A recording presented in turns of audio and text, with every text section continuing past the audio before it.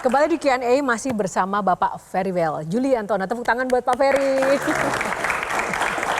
Tadi banyak sekali uraian dan penjelasan tentang maksud baik dari Koperasi Merah Putih, Pak. Tapi di luaran sana kami juga memantau dan juga mencatat banyak juga keraguan-keraguan masyarakat tentang eksistensi koperasi ini. Bagaimana Bapak secara psikologi menghadapi tantangan keraguan publik ini, Pak, untuk menjalankan program itu? Memang setelah sekian puluh tahun koperasi ini kan menjadi agak terasing, deprived di negeri ini karena memang mainstream yang terjadi kan lebih banyak badan usaha swasta dan BUMN. Padahal sebenarnya para founding fathers kita inginnya sebenarnya badan usaha koperasi, tetapi memang praktek ekonomi liberal kapitalistik ini yang kemudian melahirkan nilai-nilai yang mengikutinya, yaitu nilai-nilai individualistik, materialistik. Dalam kurun waktu berapa puluh tahun terakhir ini memang menjadi nilai-nilai baru yang menggantikan nilai-nilai gotong royong, kebersamaan, kekeluargaan, yang nilai-nilai itu sebenarnya mengiringi perekonomian sekiranya harus utamakan oleh badan usaha koperasi. Jadi perekonomian nasional kita memang disusun berdasarkan usaha bersama untuk asas kekeluargaan, kebersamaan yang tujuannya adalah untuk menciptakan keadilan sosial di tengah masyarakat kita. Tapi adik-adik di sini atau mungkin Gen Z itu kalau dengar kata koperasi itu kesannya kayak jadul gitu Pak. Ya teman-teman? Itu tantangan. Jadi memang tidak ringan tugas kita untuk melakukan rebranding. Masih relevan tapi secara praktek ya Pak? Dengan Koperasi Desa Kelurahan Merah Putih ini relatif sekarang sudah makin banyak orang yang tahu di kalangan milenial dan Gen Z juga sebagian mungkin sudah tahu. Dan yang lebih penting adalah memang rebranding ini harus sejalan dengan keinginan kuat dari yang berkuasa atau yang punya pemerintahan. Ketika Bapak Presiden punya pemihakan yang jelas tentang koperasi, seluruh aparatur dan sumber daya yang dimiliki oleh pemerintahan itu juga akan bisa menjangkau. Jadi kalau koperasi sekarang menjadi aktif lagi, lambat laun masyarakat akan tahu. Dan tadi sekarang kan kalau Bapak, gini kayak produk-produk, misalnya tadi saya bilang, sekarang kita udah punya gerai. Per hari ini kita udah punya 34.000 koperasi desa Kelurahan Merah Putih yang sedang dibangun.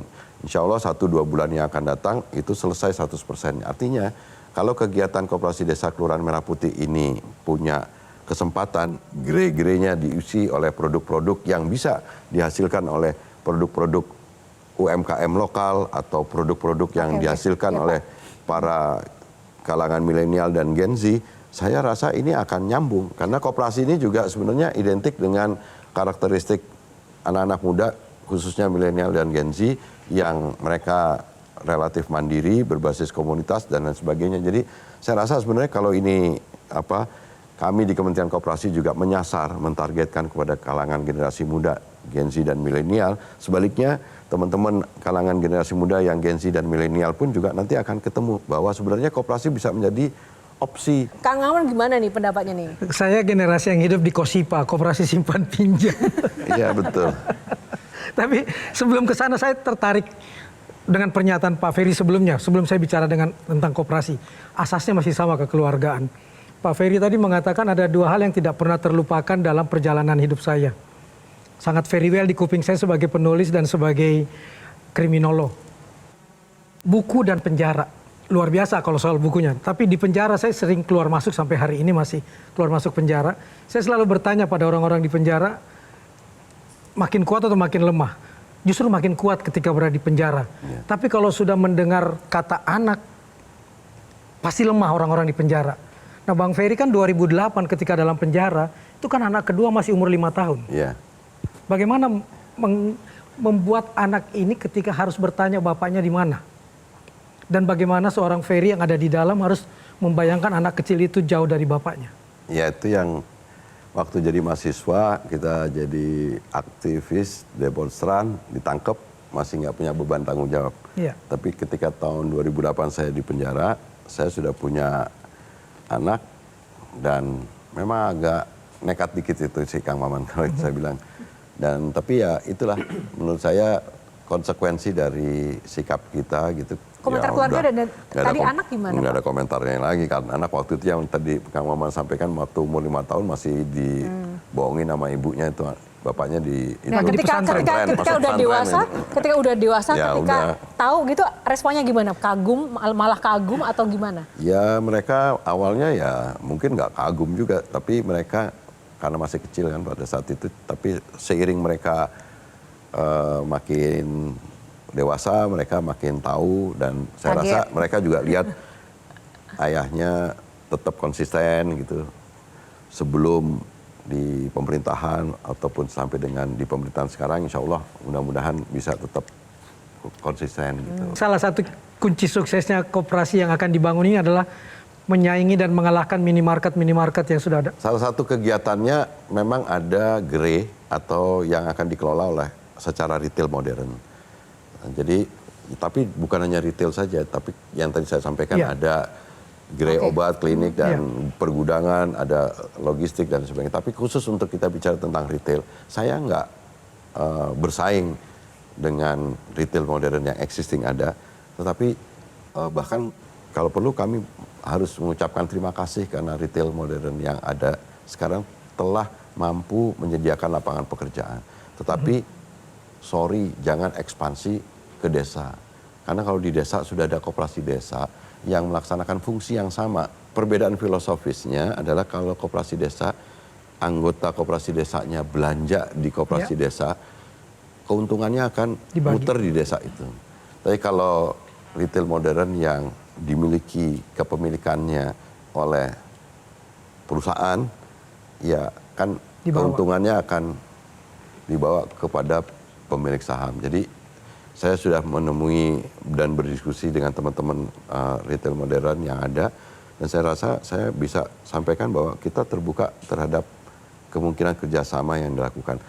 Bahwa produk-produk yang tidak bisa kita produksi sendiri, itu kita tetap terbuka untuk bekerja sama dengan siapapun gitu, termasuk dengan retail yang modern yang ada. Oke, silakan Mas Adi. Saya melihat Kopdes itu agak sedikit berbeda dengan Warung Madura 24 jam. Mentang-mentang orang Madura. Begini jalan ceritanya, kalau Kopdes itu kan ekspansinya ke desa, ini kan untuk menciptakan ekosistem ekonomi di desa-desa.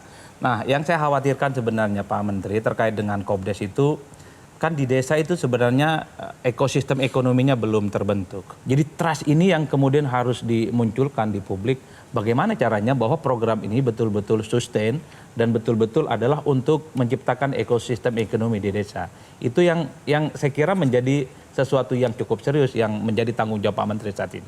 Saya jelasin bahwa sebenarnya retail modern yang ada banyak didirikan nabrak aturan bahwa mereka tidak boleh didirikan kurang dari 500 meter dari pasar tradisional.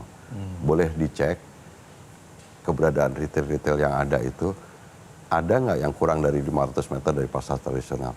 Rasanya banyak.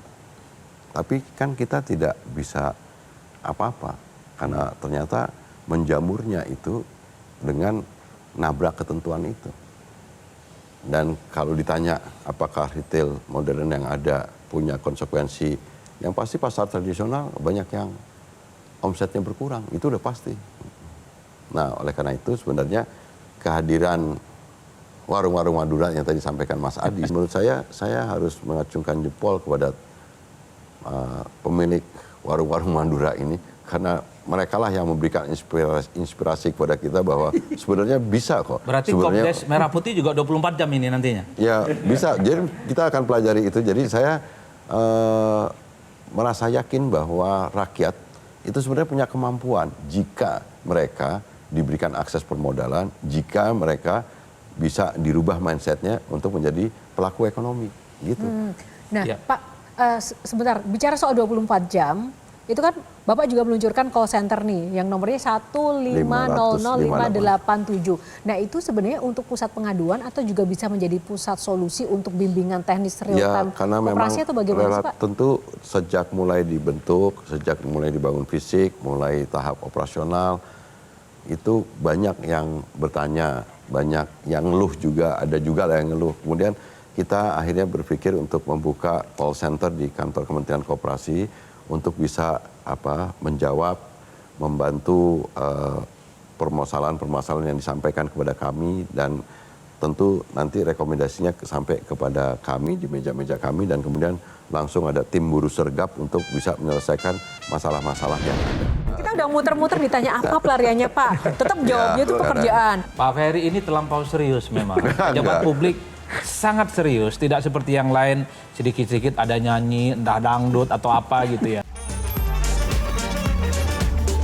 Jelajahi cara baru mendapatkan informasi. Download Metro TV Extend sekarang.